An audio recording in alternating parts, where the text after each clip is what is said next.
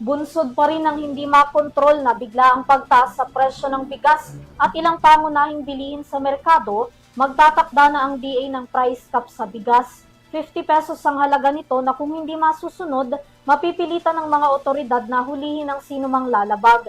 Tiniyak naman ng DA na bago ang implementasyon, aabisuhan muna ang mga retailers kung kailan ito magiging epektibo. Narito ang kabuuan ng report.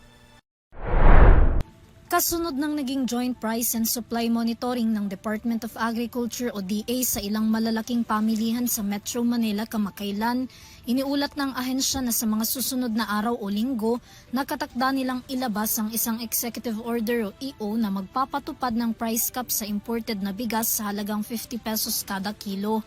Sandaling maipatupad ito, agad nilang hihigpitan ang monitoring sa mga pampublikong pamilihan, katuwang ang Philippine National Police o PNP na sila namang manghuhuli sa mga makikitang lalabag sa itinakda lamang na presyo ng DA. Ayon kay Agriculture Assistant Secretary Genevieve Guevara, may karampatang parusa ang mga mahuhuling nagbebenta ng imported rice na higit sa 50 pesos ang halaga. Maaari pa raw na kumpiskahin ng mga otoridad ang mga paninda ng mga retailers.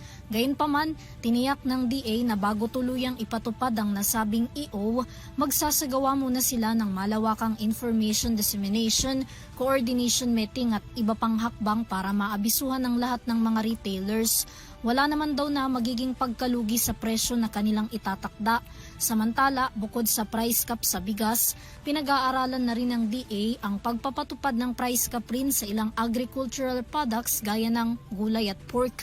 Maliban sa PNP, magiging kasama rin ng DA sa pagmomonitor ng price cap at iba pang presyo sa palengke ang Department of Trade and Industry o DTI at mga law enforcement agencies.